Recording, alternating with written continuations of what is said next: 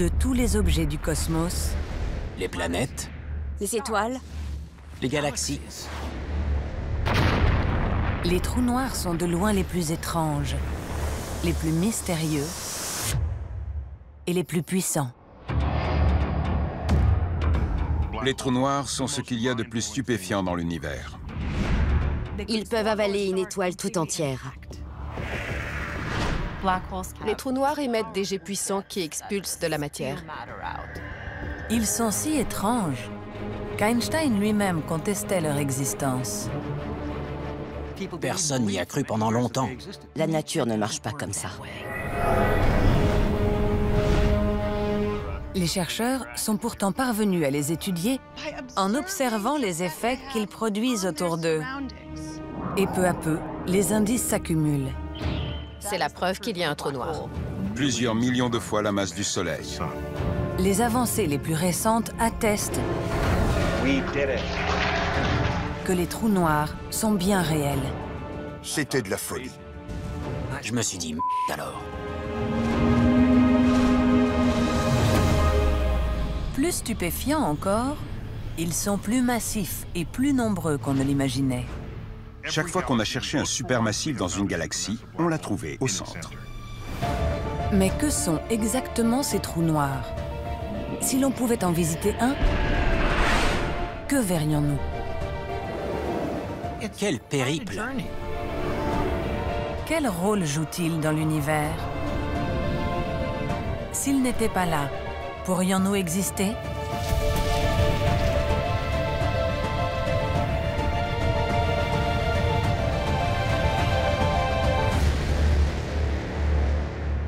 Il existe dans l'univers des objets apocalyptiques, des engins de destruction aussi menaçants que mystérieux.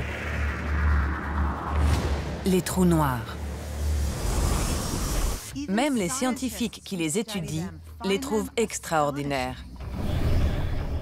Les trous noirs, c'est bluffant. Je suis sidérée qu'ils puissent exister. Ils sont totalement invisibles. Pourtant, leur puissance dépasse l'entendement. Ils peuvent déchiqueter une étoile. Les trous noirs dévorent tout ce qui passe à leur portée. Mieux vaut ne pas croiser leur chemin. Que sont réellement ces objets bizarres, puissants et si stupéfiants? Où sont-ils? La chasse aux trous noirs est ouverte. Et nous allons parcourir le cosmos et découvrir des lieux qui vont remettre en question tout ce que vous pensiez savoir.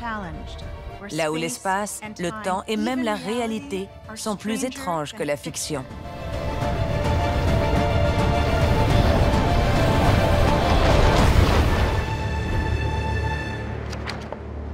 L'hypothèse des trous noirs est née au début du XXe siècle.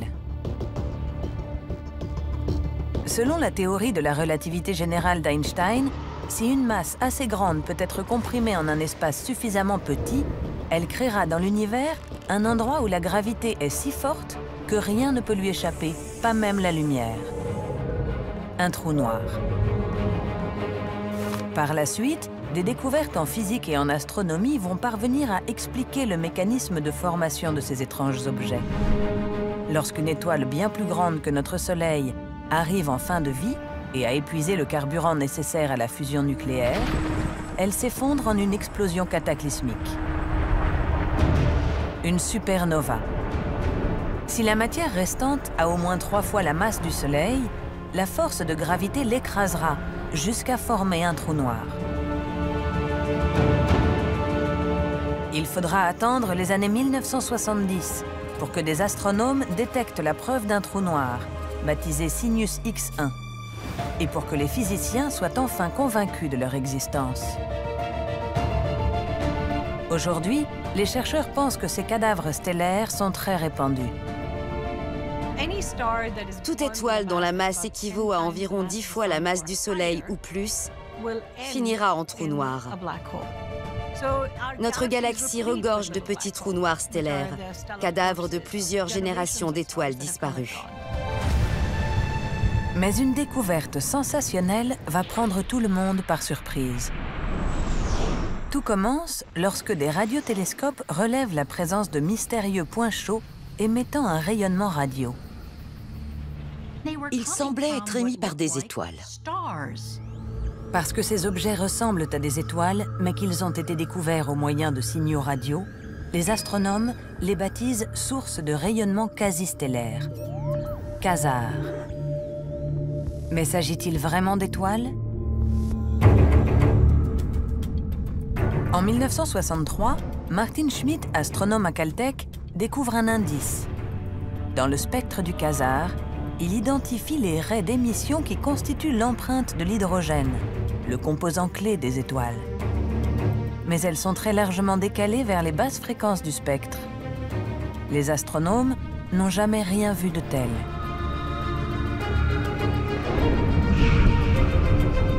Ce décalage extrême signifie que les quasars s'éloignent de nous à des vitesses spectaculaires. Pourquoi?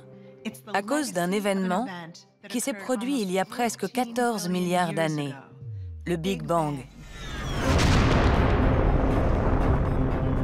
Le commencement de l'univers. Depuis, notre univers est en expansion et il emporte avec lui tout ce qu'il contient, y compris les quasars. Personne n'avait jamais rien vu s'éloigner à une telle vitesse. Ce quasar était l'objet le plus lointain qu'on ait jamais observé, ce qui veut dire que sa luminosité était colossale. À 2 milliards d'années-lumière de nous, il émet à chaque seconde l'énergie de 1000 milliards de soleils.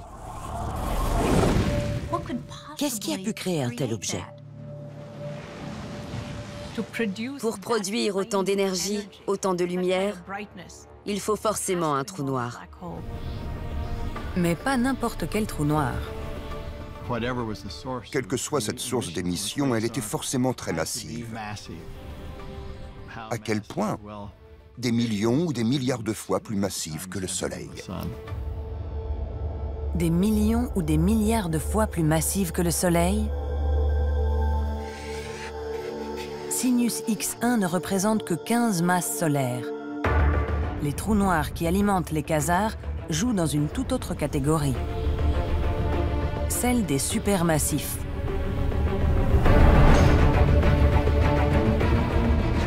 Ils semblent siéger au centre des galaxies.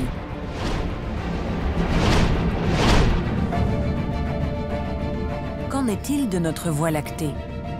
Y aurait-il un trou noir supermassif dans notre voisinage?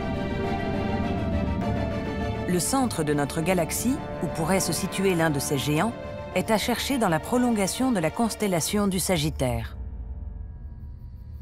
Le Sagittaire n'est pas une constellation ordinaire. C'est dans sa direction que se trouve le centre de notre galaxie. Parce que nous vivons à l'intérieur de la Voie lactée, il nous est impossible de la voir comme le ferait un voyageur intergalactique. Grâce à ma fidèle machine imaginaire, je peux vous montrer à quoi elle ressemble. C'est une galaxie spirale, des centaines de milliards d'étoiles rassemblées dans un gigantesque disque. Elle est large, environ 100 000 années-lumière de diamètre, mais elle est relativement fine, seulement 1000 années-lumière d'épaisseur. Et la spirale dans tout son ensemble tourne lentement. Notre système solaire est ici. Et là, à 26 000 années-lumière de la Terre, se trouve le centre de la Voie lactée, vers le Sagittaire. Son cœur est très dense. Il y a des millions d'étoiles et beaucoup de poussière et de gaz. Voilà à quoi notre galaxie ressemble vue de l'extérieur grâce à ma technologie imaginaire. Mais depuis la Terre, lorsque nous regardons vers le centre, une bonne partie de la galaxie nous barre la vue. C'est pourquoi elle nous apparaît dans le ciel comme une bande blanchâtre d'étoiles et de poussière, une Voie lactée. Un trou noir supermassif se cache-t-il loin derrière toutes ces étoiles et ces poussières?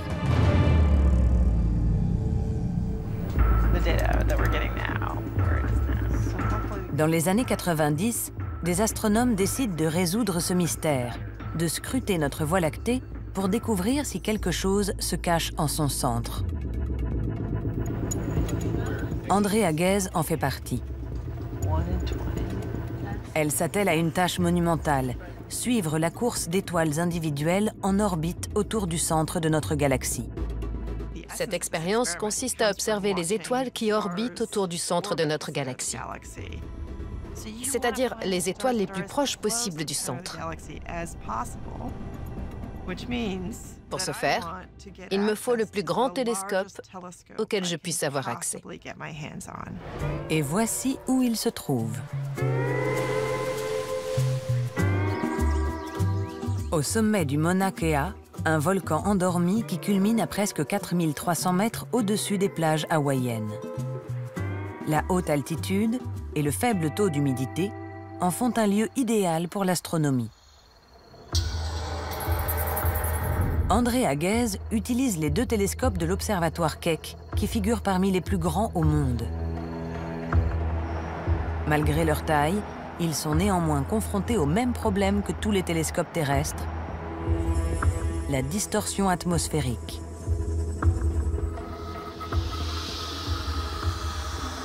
Niché au cœur du télescope, le miroir déformable s'adapte jusqu'à 2000 fois par seconde afin de corriger la distorsion atmosphérique. On a ainsi obtenu les images du centre de la galaxie, les plus nettes qu'on ait jamais vues. La précision est telle qu'André Haguez parvient à distinguer individuellement chaque étoile proche du centre. C'est une avancée majeure pour l'astronomie. L'équipe entame ses relevés en 1995. Depuis, chaque année, on fait un relevé. On prend une photo. L'assemblage de ces clichés annuels crée une vidéo image par image des orbites stellaires. Et ce qu'elle révèle est extraordinaire. Les étoiles tournoient autour du centre de la Voie lactée à des vitesses vertigineuses. Certaines peuvent atteindre 10 000 km par seconde, c'est-à-dire 36 millions de km/h. C'est fulgurant. Pour atteindre cette vitesse, il faut que les étoiles orbitent autour d'un objet extrêmement massif. Il faudrait une masse de 4 millions de fois la masse du Soleil. Quel objet pourrait faire 4 millions de fois la masse du Soleil et être totalement invisible? C'est la preuve qu'il y a un trou noir. Et pas n'importe quel trou noir. Un trou noir supermassif, silencieux et inactif, au beau milieu de notre galaxie. C'est à ce jour la preuve la plus probante de l'existence des trous noirs supermassifs. Pas seulement au centre de notre galaxie, mais dans l'univers.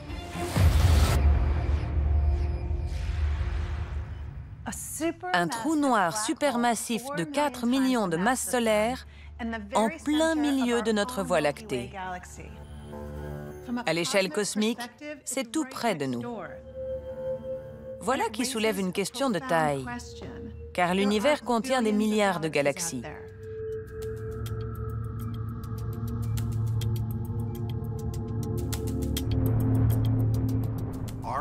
Y a-t-il des trous noirs au centre d'autres galaxies? Et si oui, est-ce fréquent? On n'en savait rien. Seule une nouvelle avancée technologique permettra de le découvrir.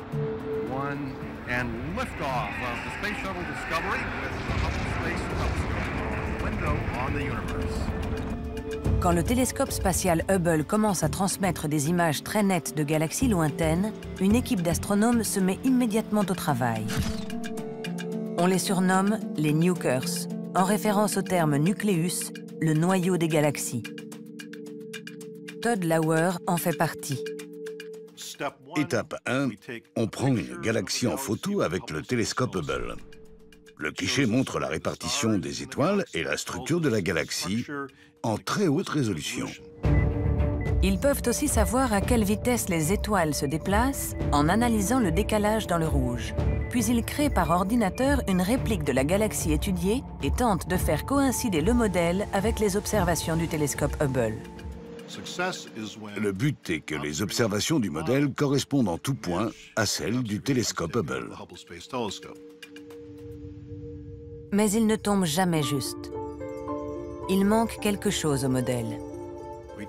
On a eu beau recommencer un nombre incalculable de fois, sans trou noir au centre, eh bien, aucun modèle ne parvenait à expliquer nos observations. Ce n'est que lorsqu'ils ajoutent une gigantesque masse invisible au centre de la galaxie que les modèles coïncident enfin. Il a fallu presque systématiquement placer un trou noir au milieu. Les observations ne correspondent que si le modèle inclut un trou noir. Sur la bonne trentaine de galaxies étudiées par l'équipe, toutes ou presque requièrent un trou noir supermassif. Depuis, d'autres observations sont venues confirmer que ces géants sont indissociables des galaxies. Chaque fois qu'on a cherché un supermassif dans une galaxie, on l'a trouvé au centre. C'est une découverte stupéfiante. Les supermassifs, cette catégorie de trous noirs que les chercheurs n'avaient jamais anticipée, serait en fait très répandue. Il y en aurait dans toutes les galaxies, y compris la nôtre. Prenez la galaxie M31, plus connue sous le nom de galaxie d'Andromède. Elle est à 2,5 millions d'années-lumière de nous. Par temps clair, on la distingue aisément dans le ciel. Mais même pour le télescope spatial Hubble, son centre reste flou.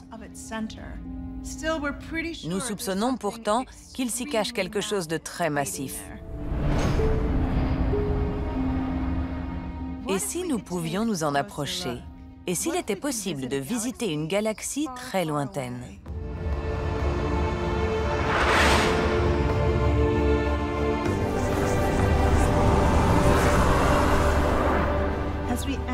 Nous voici à la lisière d'Andromède. Nous en sommes encore trop éloignés pour voir ce qu'il y a en son centre. Seul un amas très dense d'étoiles est visible dans le noyau, signe qu'il y a peut-être un trou noir gigantesque à proximité. Quelques milliards d'années auparavant, celui-ci était sans doute entouré de gaz, d'étoiles et d'autres trous noirs plus petits. Il a peut-être alimenté un quasar, et il est colossal. Si on le déposait dans notre système solaire, Mercure, Vénus, la Terre et Mars seraient toutes piégées dans son horizon des événements. La frontière invisible qui ne laisse rien échapper. Il est énorme, mais ce n'est rien comparé à sa masse. 100 millions de fois celle du Soleil. Et les ravages ne s'arrêteraient pas là. Jupiter serait condamné. Attirée inexorablement par le champ gravitationnel, elle finirait par être avalée par le trou noir. Saturne subirait le même sort. Les planètes externes survivraient peut-être, mais sans lumière et sans chaleur. La rotation du trou noir est très rapide. Elle déforme la trame de l'espace-temps. Comme toujours, l'horizon des événements n'est pas tangible. Rappelez-vous, ce n'est pas un objet, mais une limite relative qui dissimule l'intérieur du trou noir. Toutefois, le disque d'accrétion peut nous en apprendre beaucoup. Il s'agit de l'anneau brillant de gaz et de poussière qui tourne autour du trou noir. Imaginez que nous puissions envoyer une armée de vaisseaux autonomes explorer le disque d'accrétion. Sa vitesse de rotation est prodigieuse, la moitié de la vitesse de la lumière. Si Jupiter allait aussi vite, son orbite autour du Soleil ne durerait que quelques heures. Cette zone autour du trou noir est une tornade cosmique. Notre armée est emportée par le tourbillon, un peu comme des capteurs lâchés en plein cœur d'une tempête pour mesurer la trajectoire des vents. Le vaisseau du milieu nous envoie des images. Il suit le leader comme une voiture de course sur la piste. D'où nous sommes, la très forte courbure de l'espace-temps autour du trou noir nous fait voir des mirages. Nous avons l'impression qu'il y a un disque d'accrétion tout autour de l'équateur et un autre autour des pôles. Mais ce n'est qu'une illusion. La gravité exercée par le trou noir est si intense que la lumière émise derrière lui est déviée, donnant l'impression qu'il y a un disque d'accrétion au-dessus et en dessous. En réalité, il n'y a rien autour des pôles, à part des rayons lumineux. C'est encore l'effet de lentilles gravitationnelles. En approchant de l'horizon des événements, le mirage gravitationnel serait si fort qu'un vaisseau, s'il regardait droit devant lui, finirait par se voir de dos, la lumière étant à jamais prisonnière de ce cercle. Voilà qui conclut notre exploration du trou noir supermassif au centre de la galaxie d'Andromède.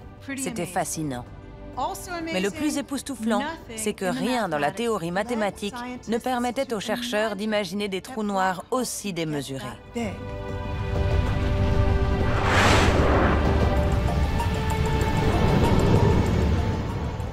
Aussi étrange soit-il, les trous noirs stellaires ont au moins été prédits sur le papier.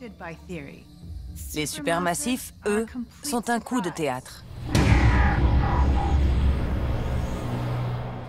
Les trous noirs de masse stellaire ont d'abord été imaginés d'un point de vue théorique. Puis on les a observés.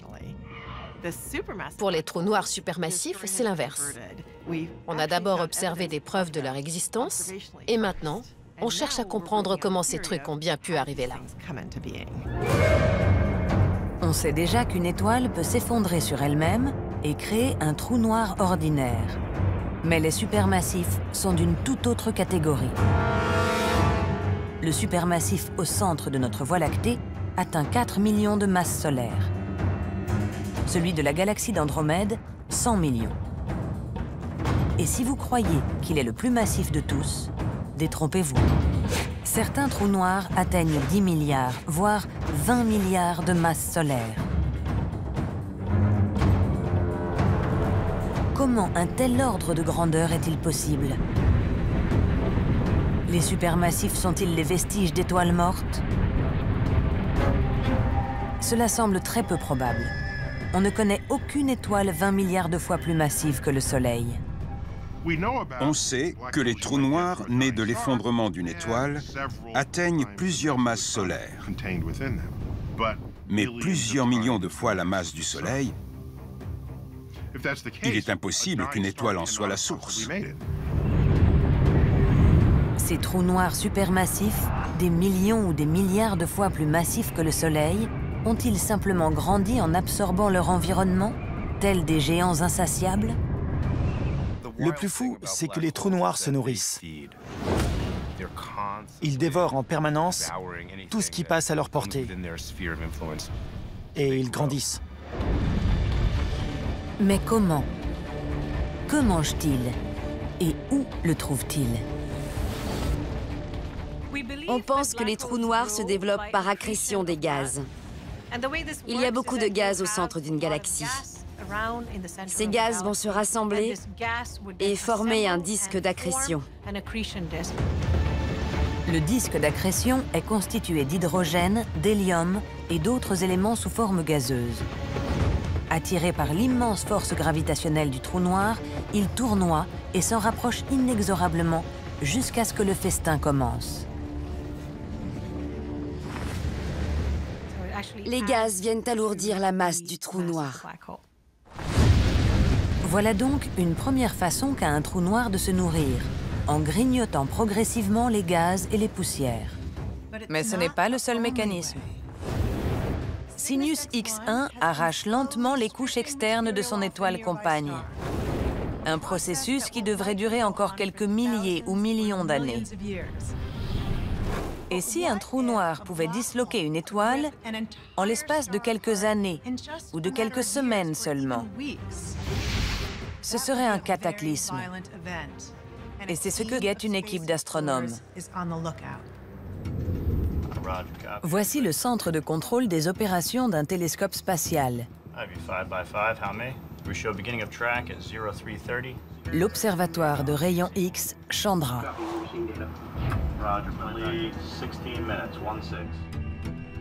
En orbite à 138 000 km au-dessus de nos têtes, le télescope Chandra capture des images en haute résolution des sources de rayons X. En voici une. Un phénomène furtif, mais d'une grande violence, qu'on appelle un transitoire. Il fascine James Gilliotson. Les supernovas. La destruction des planètes par leur étoile haute. Oui, je suis fasciné par la destruction au plan scientifique. James Guillochon étudie un mystère découvert par un collègue, Da-Cheng Lin. Cette tache floue sur son écran est en réalité un gigantesque sursaut de rayons X photographié par hasard. Cette petite tache est apparue à l'arrière-plan. Vu la distance, sa luminosité est phénoménale. Pourrait-il s'agir d'un trou noir en train de dévorer un objet massif? Quel effet aurait-il sur son environnement proche? Qu'arriverait-il à une étoile qui s'aventurerait trop près? Le trou noir la disloquerait, couche par couche, jusqu'à l'avaler, tout entière. Ce trou noir est un ogre. Il engloutit l'intégralité de l'étoile en une dizaine d'années seulement. Un battement de cils à l'échelle cosmique. C'est la conséquence d'une rencontre fortuite. L'étoile malchanceuse est passée trop près et la gravité extrême exercée par le trou noir l'a déchiquetée.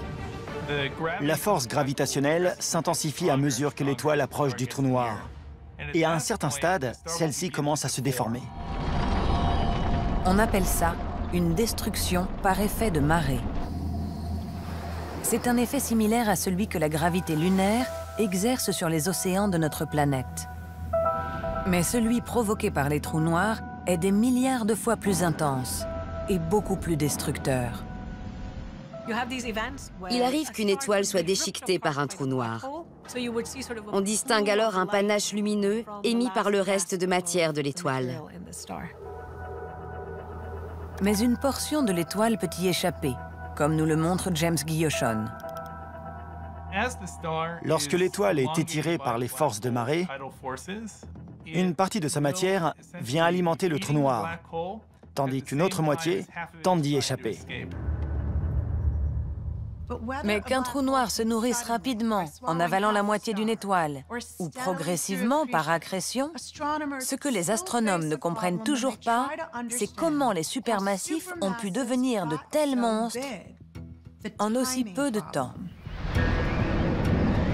Le casse-tête commence avec les plus anciens des supermassifs, les quasars, ces objets très lumineux, très éloignés et donc très âgés, découverts au début des années 1960.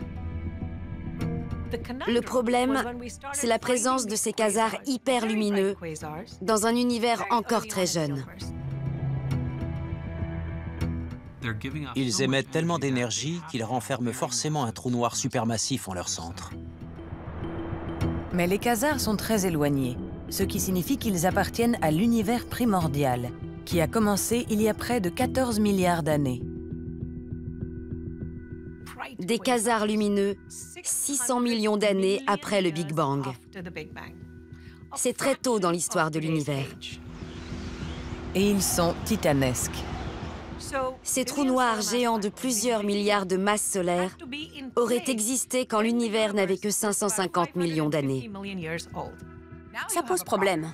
Comment sont-ils devenus aussi énormes aussi vite? Là, on touche aux limites possibles de la physique. Qu'un trou noir grignote ou engloutisse son repas, ce mécanisme qu'on appelle accrétion ne peut dépasser une certaine vitesse. La limite d'Eddington, d'après l'astronome anglais Arthur Eddington, empêche un trou noir de se nourrir trop vite en raison de la lumière éjectée par son disque d'accrétion. La lumière génère une pression. Les photons peuvent exercer une force sur les choses. On le voit dans les vents stellaires. La lumière repousse les gaz. Il y a donc une limite à la vitesse à laquelle un trou noir peut se nourrir avant que sa propre luminosité ne freine sa croissance. Étant donné cette limite, comment les quasars, ces jeunes supermassifs, ont-ils pu acquérir si vite de telles masses? Est-il possible de contourner la limite d'Eddington?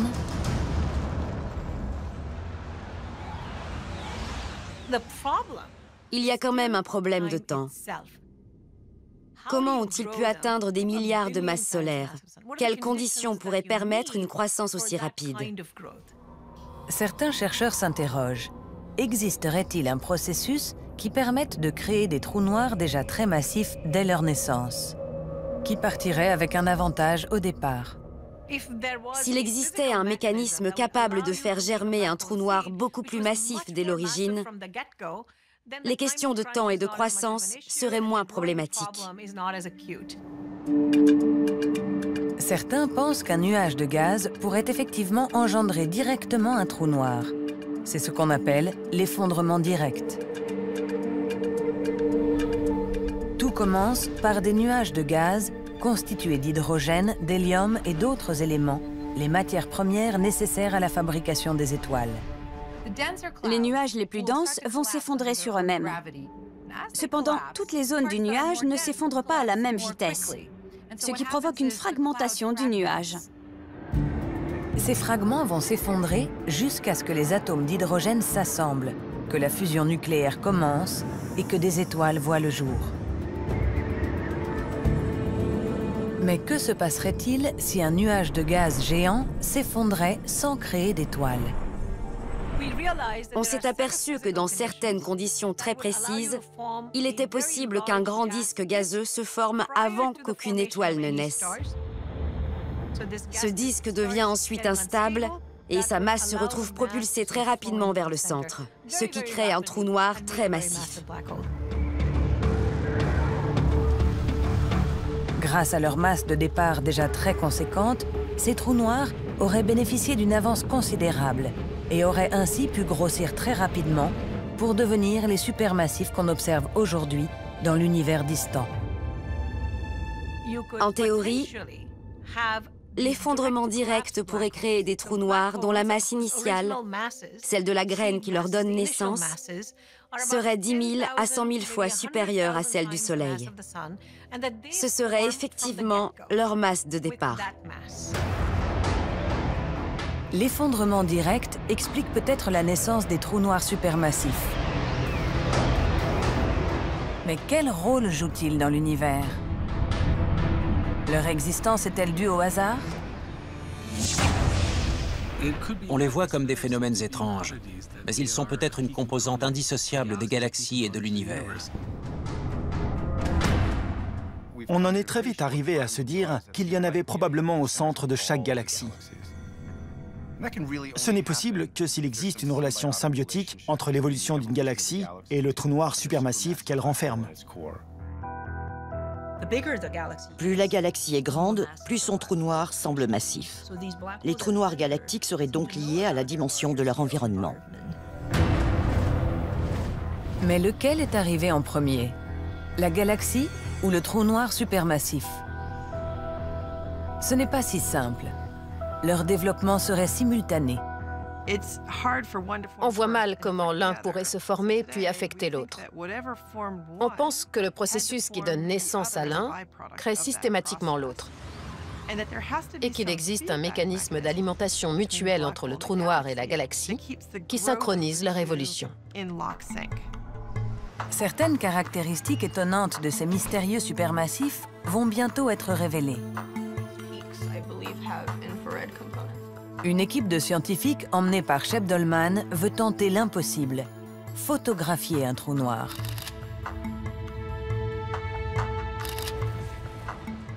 C'est déjà formidable qu'on puisse un peu étudier le flux d'accrétion autour du trou noir. Si cette linéarité subsiste en partie, on saura peut-être comment l'interpréter. Le projet s'appelle le télescope Event Horizon. L'objectif du télescope Event Horizon, c'est de voir l'invisible, de mettre en lumière ce que la science, depuis des décennies, qualifie justement d'inobservable, un trou noir. Les astronomes ciblent Sagittarius A, le supermassif au centre de notre Voie lactée. Ils utilisent un réseau mondial de radiotélescopes.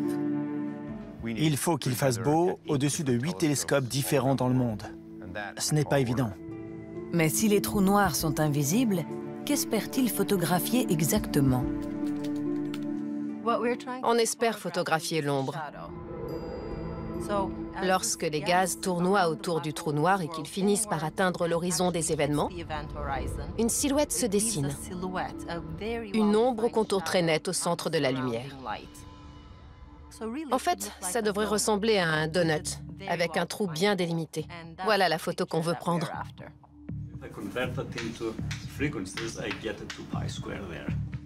L'équipe a effectué ses premières observations et analyse actuellement les données. Mais une technique novatrice montre déjà des résultats. Retournons à LIGO, l'observatoire d'ondes gravitationnelles par interférométrie laser.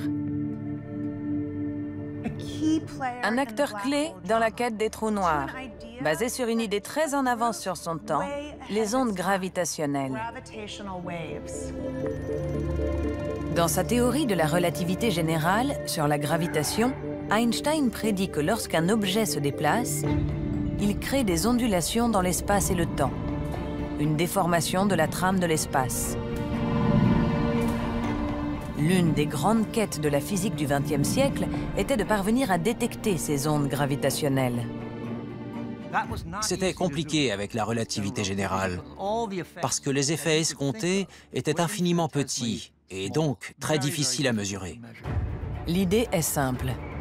En parvenant à mesurer les ondes gravitationnelles, on confirmera les prédictions d'Einstein. Si deux trous noirs venaient à fusionner, leur collision provoquerait une avalanche d'ondes gravitationnelles, apportant la toute première preuve de l'existence des trous noirs, ainsi qu'un indice sur le mystère de la formation des supermassifs. Mais comment détecter les ondes gravitationnelles? En 1970, ce problème attire l'attention d'un jeune physicien expérimental, Ray Weiss. Il a le profil idéal pour chercher des ondes gravitationnelles. Depuis des dizaines d'années, il étudie des ondes beaucoup plus familières, les ondes sonores. Nous étions des immigrés juifs allemands, et beaucoup de nos amis adoraient la musique. Ray Weiss s'est consacré à déceler les plus subtiles nuances de la musique enregistrée. Ces disques avaient un gros problème. Quand la musique était forte, le son était merveilleux. Mais quand elle était plus basse, on n'entendait plus qu'un chut, un sifflement. C'était pénible. Ce qu'il apprend en tentant d'éliminer ces bruits parasites, il le met à profit plus tard, lorsqu'il décide de partir à la recherche des ondes gravitationnelles. Il faut comprendre comment une onde gravitationnelle fonctionne. D'un point de vue physique, les ondes gravitationnelles sont assez similaires aux ondes sonores. Imaginez que l'onde soit émise par un objet qui bouge et qui oscille. Une onde sonore contracte et dilate l'air. Une onde gravitationnelle contracte et dilate l'espace et tout ce qu'il contient. Si cette onde traversait la Terre, elle ferait se dilater momentanément l'espace, avant de le faire se contracter à nouveau. Et ce, en permanence. Ça ferait blip, blip, blip en continu. Alors, comment mesurer ces minuscules contractions et dilatations de l'espace? Ray Weiss a l'idée d'utiliser la lumière. Il projette un faisceau lumineux d'un endroit à un autre et il mesure le temps de trajet de la lumière. C'est comme ça qu'on a calculé la distance exacte de la Lune à la Terre, en dirigeant un faisceau laser vers un miroir laissé sur le sol lunaire par les astronautes d'Apollo 11.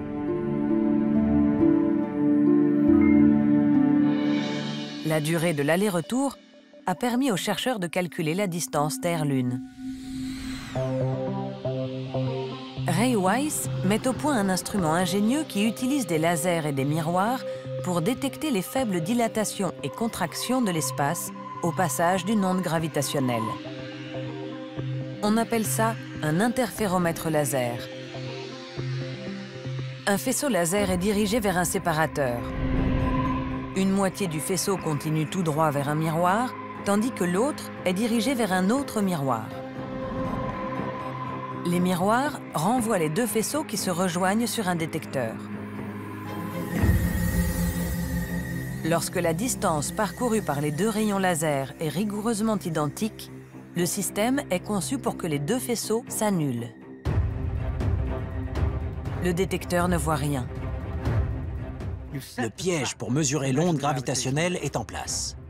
Imaginons qu'une onde gravitationnelle arrive sur la structure. Si une onde gravitationnelle traverse l'instrument, elle modifie brièvement la longueur des deux bras. Les faisceaux sont alors légèrement décalés et ils ne s'annulent plus. Au passage d'une onde gravitationnelle, le détecteur reçoit de la lumière. Le piège s'est refermé. Voilà l'idée de base, rien de bien compliqué. Une idée brillante et en principe simple. Mais le diable, comme le prix Nobel, est dans les détails. Car le décalage entre les deux bras devrait être vraiment infime. Infime comment? Prenez un atome. C'est plus petit que ça. Réduisez d'un facteur de 100 000, vous obtenez le noyau d'un atome. C'est plus petit que ça. 100 fois plus petit que ça. Je vous parle de quelque chose de vraiment tout rikiki. C'était de la folie. Je crois qu'au début, tout le monde s'est dit « c'est infaisable ». En 1973, Kip Thorne expose ses doutes dans un ouvrage devenu une référence. Il est convaincu que l'expérience ne marchera jamais. Mais Ray Weiss ne lui a pas encore expliqué son plan en détail. Et quand il le fait, on a passé la nuit à discuter. Je lui ai dit, non, c'est tout à fait faisable. En très peu de temps, une demi-heure tout au plus, Kip a parfaitement compris l'idée. Et il a dit, ouais. J'ai mangé mon chapeau pendant presque toute ma carrière, car après cette discussion avec Ray, je me suis engagé à consacrer une grosse partie de mon temps à aider les expérimentateurs. Il faudra 40 ans et des sommes astronomiques pour que Ray Weiss et Kip Thorne concrétisent leur vision. Le financement de l'observatoire LIGO a donné lieu à de nombreuses controverses. Des centaines de millions de dollars destinés à détecter un signal que personne n'avait encore jamais vu. Beaucoup craignaient que LIGO ne soit qu'un vaste gouffre financier.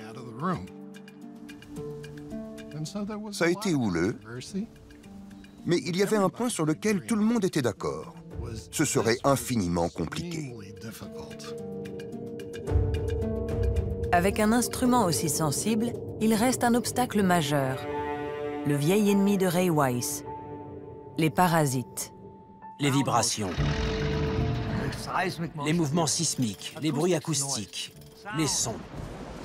Tout ça pouvait faire bouger les miroirs. Il s'avère que même le vide le plus total peut engendrer un problème de taille. Car à l'échelle subatomique, l'étrange imprévisibilité du monde quantique provoque d'importantes perturbations sur les miroirs. Le bruit quantique est dû aux fluctuations quantiques. Les miroirs font la même chose qu'un électron au sein d'un atome. Ils vibrent. Une sensibilité extrême, un vide total, des centaines de milliers de circuits électroniques. LIGO compte parmi les instruments les plus complexes de toute l'histoire de la science. Et pour s'assurer de bien éliminer tout faux signal, l'équipe est allée jusqu'à construire 2 installations complètes. La première, dans l'État de Washington, et la seconde en Louisiane. Les concepteurs ont bien fait les choses. Ils ont bâti 2 détecteurs, séparés l'un de l'autre par une très grande distance. Comme ça, si l'un détecte quelque chose, mais pas l'autre, mieux vaut revérifier l'électronique.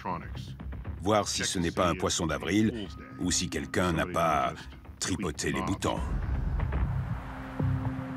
Début de l'automne 2015. Les 2 détecteurs sont opérationnels, mais n'ont pas encore été officiellement mis en route. Les installations sont toujours en phase de test. À l'aube du dimanche 14 septembre 2015 en Louisiane, un chercheur prend une décision qui va bouleverser la science.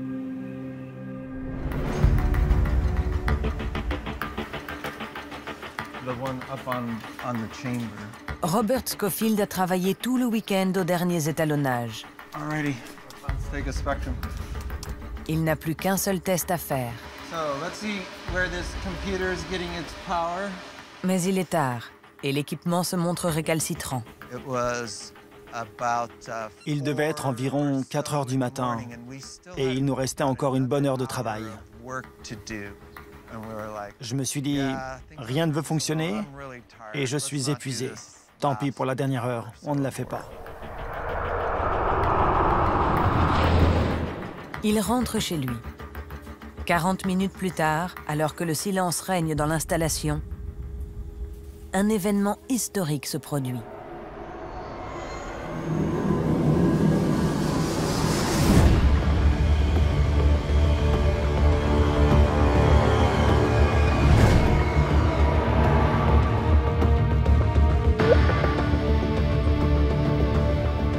Une puissante onde gravitationnelle traverse les deux détecteurs en Louisiane et dans l'État de Washington. Si Robert Scofield avait travaillé 40 minutes de plus et maintenu les instruments en mode test, ce signal, qui a mis 1,3 milliard d'années pour nous parvenir, n'aurait jamais été enregistré.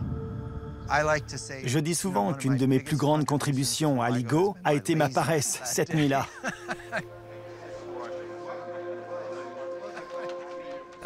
J'ai reçu un email me disant « Hey, regarde à cette adresse sur le web. »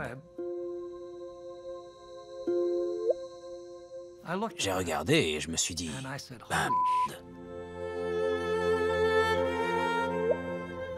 Le signal était si fort qu'on le voyait à l'œil nu dans les données. C'était trop beau pour être vrai. Mais c'est pourtant vrai. Le signal est fort et étonnamment clair. Comme s'il chantait, clair et net. » Le signal a duré moins d'une seconde. Mais dans ce laps de temps, il nous transmet un message venu du fin fond du cosmos, vieux de plus d'1 milliard d'années, et qui prouve l'existence des trous noirs. Le signal montrait des oscillations des miroirs, d'abord lentes, puis de plus en plus rapides. C'est très exactement le genre de comportement qu'on attendrait d'ondes gravitationnelles provoquées par deux trous noirs qui se tournent autour dans une spirale infernale. Deux énormes trous noirs, le premier de 29 masses solaires, l'autre de 36 masses solaires, se sont tournés autour des centaines de fois par seconde jusqu'à ce que l'inévitable se produise. Ils ont fusionné, créant un nouveau trou noir plus gros de 62 masses solaires. La violence de la collision a converti une partie de la masse en une explosion d'énergie cataclysmique d'une puissance jamais vue. La collision a déclenché un véritable ouragan dans la trame de l'espace-temps. C'est comme si on prenait 3 soleils, qu'on les annihilait totalement et qu'on convertissait leur puissance en ondes gravitationnelles. L'énergie libérée était 50 fois supérieure à celle de toutes les étoiles de l'univers, et ce, en une fraction de seconde. C'est l'explosion la plus puissante dont nous détenions la preuve à ce jour, depuis le Big Bang. Depuis ce tout premier signal, en septembre 2015, LIGO a détecté plusieurs autres collisions de trous noirs. En octobre 2017, Ray Weiss, Kip Thorne et l'ancien directeur de LIGO, Barry Barish, ont reçu le prix Nobel. Les découvertes de LIGO prouvent que les trous noirs peuvent fusionner et ainsi gagner en masse très rapidement. Les preuves toujours plus nombreuses de ces fusions indiquent qu'il existe beaucoup de trous noirs stellaires qui se rencontrent et qui fusionnent. C'est une découverte qui a inauguré une toute nouvelle manière d'observer l'univers.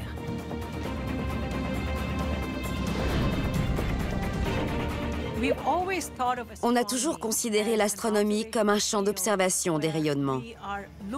On voyait les choses. Mais là, ce n'est pas un rayonnement. C'est quelque chose de beaucoup plus fondamental. Ce sont des vibrations de l'espace-temps. Maintenant, on peut écouter l'univers. Mais à moins de pouvoir observer la création d'un trou noir, beaucoup de questions resteront sans réponse. Trop d'éléments sont irrémédiablement hors de notre portée, et nous ne saurons jamais d'où viennent les trous noirs, ce qu'ils contiennent, ni quel est leur passé.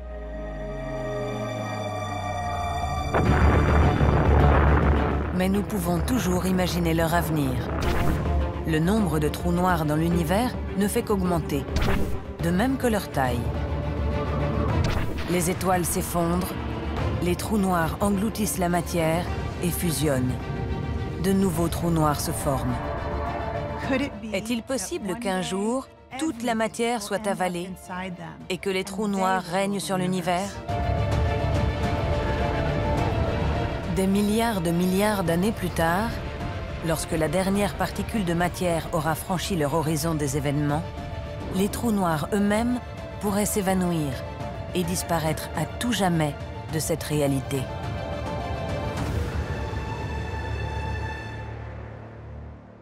Ils sont très mystérieux, et nous commençons tout juste à percer certains secrets de ces lieux étranges et destructeurs.